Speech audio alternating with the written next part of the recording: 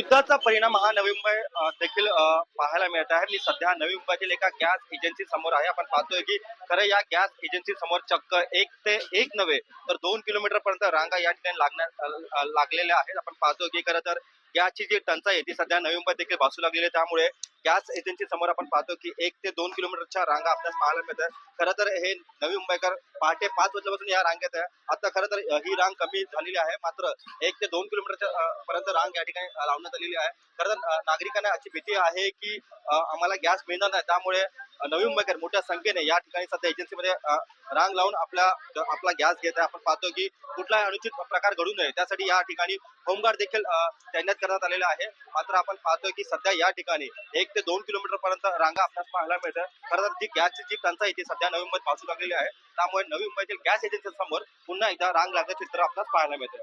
Video journalist Rajendra साह, मी रवी Karad, TV9 Marathi, Sanpada, Navi Mumbai.